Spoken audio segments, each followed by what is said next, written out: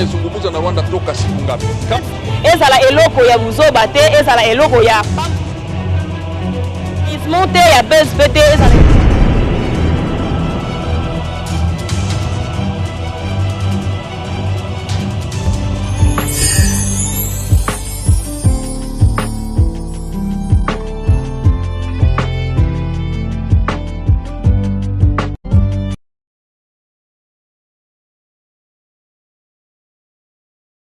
Honorables députés, chers collègues, après un travail bien accompli pour lequel votre bureau vous adresse ses sincères félicitations, je vous exhorte de retourner auprès de nos bases respectives afin de présenter brièvement les bilans de la présente législature et de déposer les dossiers de nos candidatures afin d'obtenir le renouvellement de la confiance de nos électeurs aux prochaines élections législatives.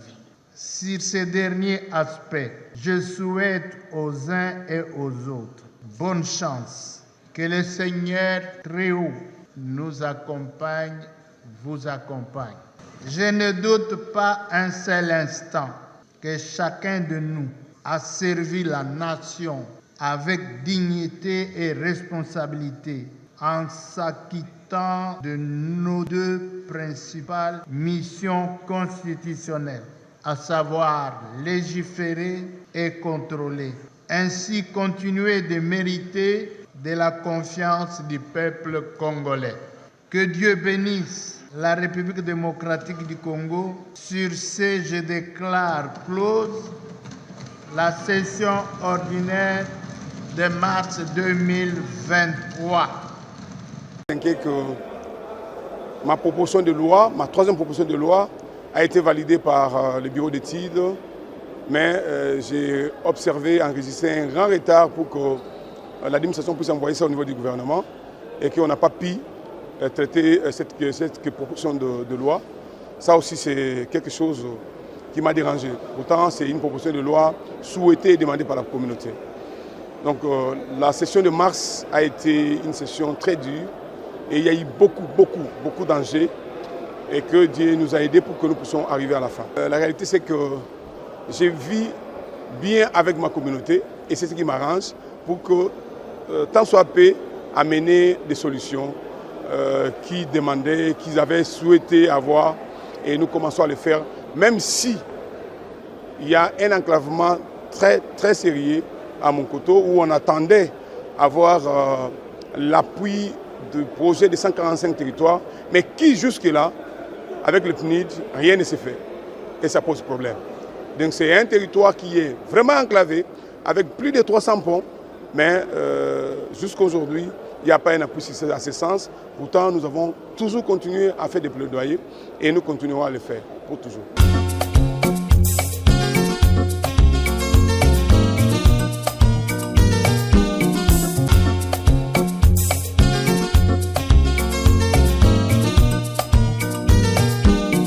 C'est une session qui n'a pas été très facile, vu d'abord le nombre de matières que nous avons eu à traiter.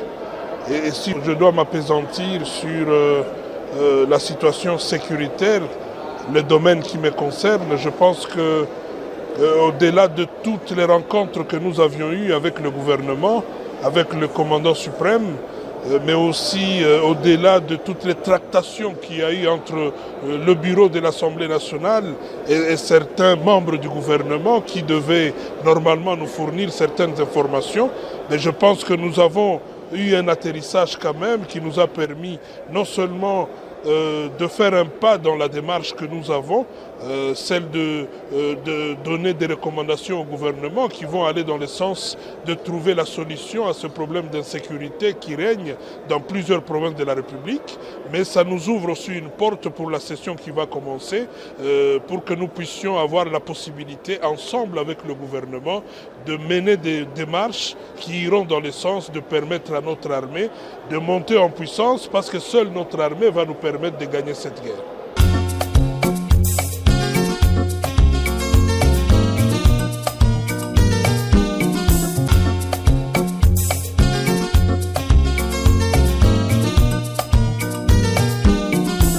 mais c'est une session ordinaire. On a débattu de beaucoup de problèmes de la nation. On a accompagné la vision du président de la République. On a accompagné ou encadré les actions du gouvernement. Et dans des commissions, on a traité un certain nombre de lois sur le plan législatif. Et sur le plan de contrôle, on n'en a pas fait assez, ça je dois le reconnaître, mais sur la production législative, nous avions eu un certain nombre de lois qui ont été traitées sur la modification sur la loi pénale, code de finances, et ainsi de suite. Et nous, en ce qui concerne notre sous-commission, disons commission d'environnement, on a travaillé aussi sur la nouvelle loi sur l'élevage. On a travaillé sur la loi aussi de l'ordre national des géologues, national de l'agriculture.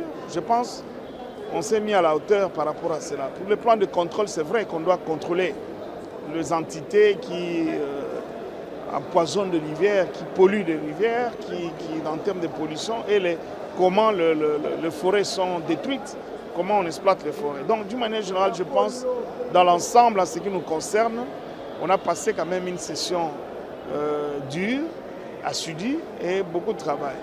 Mais sur le plan de contrôle, on n'en a pas fait assez.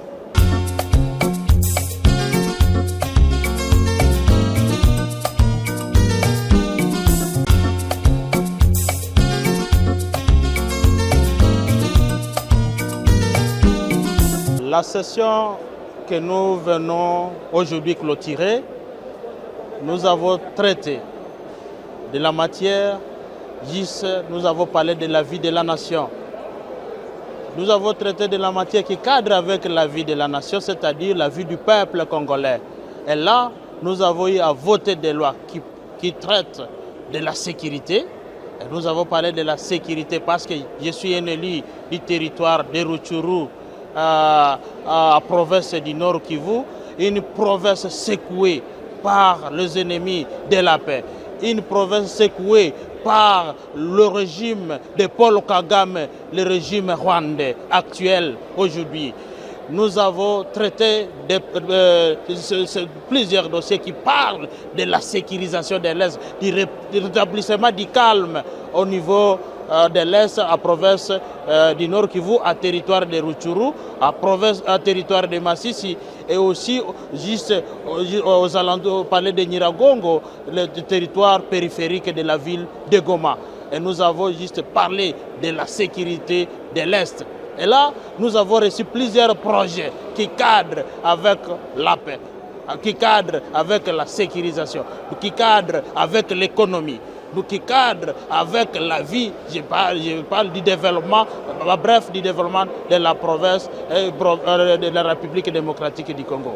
Ce qui nous a plu est que réellement, nous avons constaté qu'on a pris de bonnes stratégies dans le cadre du développement, mais juste nous avons reçu aussi une loi, plusieurs lois qui cadrent avec la préparation des élections. Parce que nous sommes à période, maintenant le processus électoral a démarré, nous avons eu à voter des lois qui cadrent avec le processus électoral. Et là, le dernier projet de loi que nous venons de voter est le projet de loi qui cadre avec la répartition des sièges.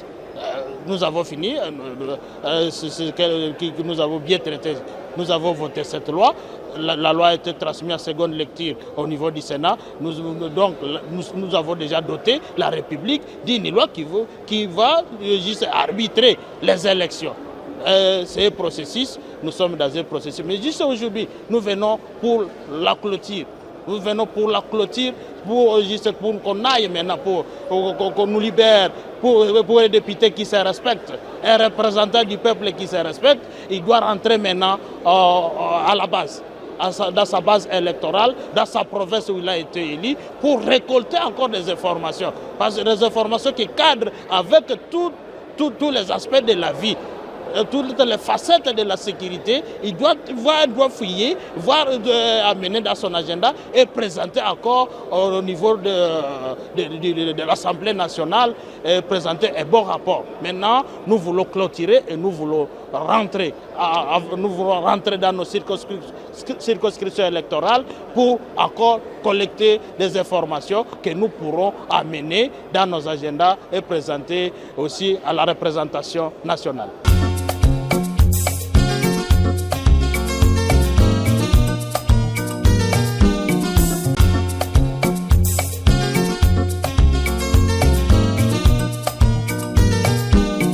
Vous savez, la session qui vient de s'achever, ce 15 mars, a été fructueuse. Fructueuse parce qu'elle aboutit à la loi, au vote de la loi sur la répartition des sièges. Donc, Congolaises et Congolaises, préparez vos élections car la loi que vous attendez sur la répartition des sièges est bel et bien là. Et nous avons eu aussi à voter la loi sur la modification du code de la famille. Nous avons eu aussi à mener plusieurs contrôles. Vous avez vu que le DG de la SNEL est parti sur une motion et le travail n'est pas seulement en plénière, le travail s'est fait plus donc en commission. Toutes les commissions étaient donc à pied d'œuvre. Notre commission ECOFIN, par exemple, s'est mise à contrôler les établissements publics et les entreprises qui génèrent des fonds pour voir si elles ont respecté, à ce trimestre, elles ont respecté les assignations qui ont été données à elles. Et nous avons contrôlé plusieurs entreprises pour voir si ils sont dans le respect. Nous avons le FONER, nous avons la FPI, nous avons la DGI, nous avons la DGDA pour l'ECOFIN et tant d'autres entreprises qui génèrent des fonds pour voir si à ce trimestre, quels sont les montants qu'ils ont mobilisés pour le budget de l'État. Et nous avons fourni aussi des conseils et des recommandations et nous poursuivons le travail en commission. Un peu pour dire que le travail ne s'arrête pas en plénière. Le grand travail s'est fait en commission. Et désolé s'il y en a qui sèchent les commissions, ils ne peuvent pas se rendre compte. Nous avons aussi contrôlé dans d'autres commissions, la Défense, le ministre de la Défense, l'ancien, le ministre des Affaires régionales, Affaires étrangères et tant d'autres, pour voir qu'est-ce qui se passe, pour évaluer l'état des sièges. Je n'ai pas arrêté d'être sur terrain, surtout dans les érosions et dans tous ces chantiers des routes en pleine construction pour suivre et pour contrôler l'évolution de ces bâtisses. Et voilà, à la demande de la population, d'ici septembre, nous allons déposer notre loi sur l'assurance chômage. Vous savez, la problématique de l'emploi au Congo mérite d'être discutée. Et j'appelle donc à tous les jeunes et même toute la population congolaise à apporter, à participer à cette discussion sur l'assurance chômage. Notre pays a des ressources, notre pays est un grand pays, il est temps que ces ressources soient utilisées par les Congolaises et les Congolais. Mais ils sont catégorisés. Nous avons des jeunes diplômés, nous avons des chômeurs, ceux-là qui ont acquis un emploi et qui l'ont perdu. Et nous avons aussi des chômeurs déguisés, des nouvelles unités qui ont fait 20 ans, 15 ans sans être rémunérés. Tout cela, vous allez le découvrir dans notre loi en gestation qui sera déposée en septembre. L'emploi des jeunes, l'assurance chômage, tout ça. Nous avons dit où est-ce que nous allons trouver de l'argent. L'élection ne devait pas être la priorité des priorités. La priorité devait d'abord être le renforcement de la cohésion interne pour permettre à la République, à la nation, de faire face à cette menace qui n'est pas moindre. C'est une menace sérieuse qui nous vient de l'extérieur. mais on a l'impression qu'on ne tient pas compte de ça. Il n'y a aucune initiative pour renforcer la cohésion intérieure, mais on a comme l'impression qu'on veut faire un forcing pour aller aux élections avec un pays occupé, avec la présence de plusieurs armées étrangères dans le pays. Je ne sais pas dans quelles conditions ces élections vont se passer. Et au moment où la CENI elle-même crie du matin au soir qu'elle n'a pas l'argent. Et je pense qu'il y aura un moment où nous espérons bien que celui qui a la décision finale va se ressaisir pour comprendre qu'on doit remettre les choses sur la bonne voie. Merci. Quelle a été la matière qui vous a beaucoup plus intéressé durant toute cette session? Cette session de mars a été une session, je dirais, trop chargée parce qu'il y avait une matière abondante au calendrier. Mais la matière la plus importante, c'était la répartition des sièges. C'est pratiquement, en fait, qui a été aligné presque vers la fin de la session. Mais en dehors de ça, il y a d'autres matières qui ont été alignées et qu'on a dû traiter et envoyer au Sénat pour seconde lecture, comme la plupart ce sont les propositions de loi portant création, organisation des ordres nationaux. Alors des diverses natures, il y a les sages-femmes, les géologues, les ingénieurs, et ainsi de suite. Mais d'une manière générale, la session de mars n'a pas épuisé tout le calendrier. Je dirais que nous avons travaillé 40 à 50% de la matière qui a été prévue au calendrier. Le reste, je crois, ça sera renvoyé à la session de septembre. Et en gros, c'est ça qui a été fait au cours de cette session de mars. Avez-vous été satisfait du travail abattu pendant cette session? Satisfait, oui. Je crois que la matière était abondante parce que c'était pratiquement impossible qu'on arrive à tout épuiser au courant de cette session de mars. La matière était tellement abondante, vu le temps, on ne devrait pas terminer, mais quand même on a été satisfait par le travail qu'on a fait. Merci, Omar. Merci.